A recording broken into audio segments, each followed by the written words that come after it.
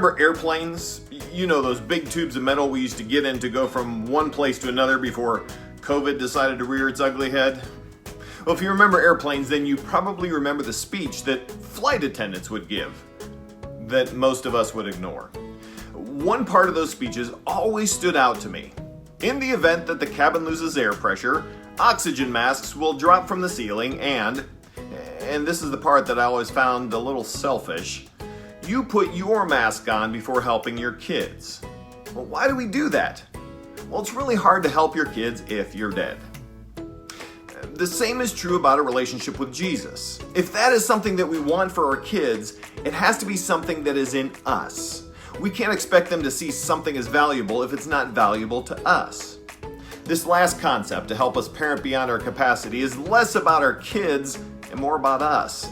If we want God to be important to our kids, we have to make it personal.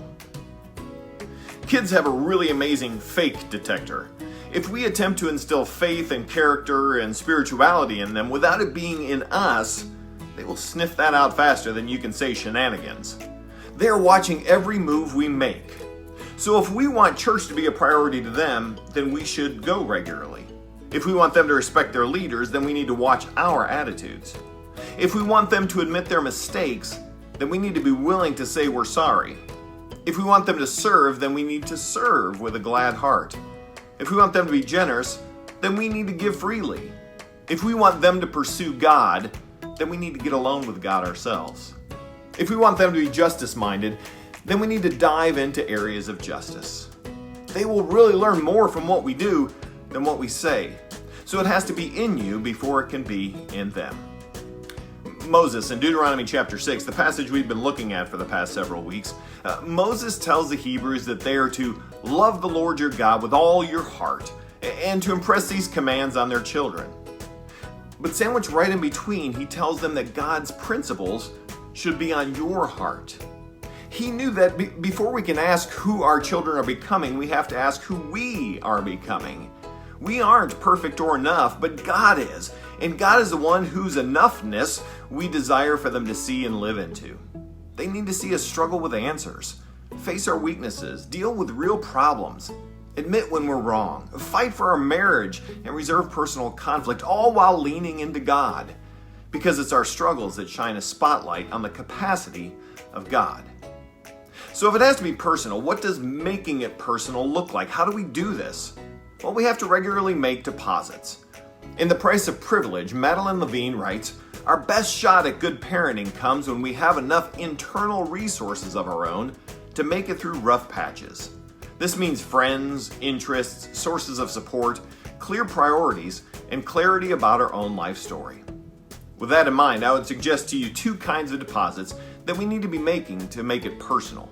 First, spiritual deposits. Just as there is no perfect rhythm that works for every family, there is no one single picture of what our personal spiritual development should look like either. But the more time we spend reflecting, praying, worshiping, and resting, the better parents, spouses, kids, employees, neighbors, and friends we will be. And second, we need to make relational deposits. Invest in relationships with others. We need to be strategic about friends. Are you spending too much time with people who are draining and not enough with those with whom you can mutually invest and grow with? You need to find a community of parents. Listen, parenting is hard.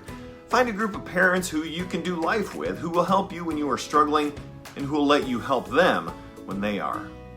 And finally, date your spouse. Someday your kids will move out of the house. You know who's going to be left? Your spouse. One of the things that will build confidence the most in your kids is a healthy marriage for yourself. So make that a priority. So what do you do now? Make time. You may not have the time to do the things that we've discussed over the past weeks, but we need to make time for the things that are most important. And what could be more important than your relationship with God and that of your spouse and kids? You may not make up the time in the long run, but at the end of the day, you will find that you have spent your time on the things that have lasting value, and it's going to be worth it. Well, thanks for joining me for the Parenting Minute, or 2 or 3, and for our walk through Parenting Beyond Your Capacity by Reggie Joyner and Carey Nieuwhof. If this has been of value to you, please let us know. Or if there's something else you'd like us to discuss in a future episode or series, let us know that too. Thanks, and I'll see you soon.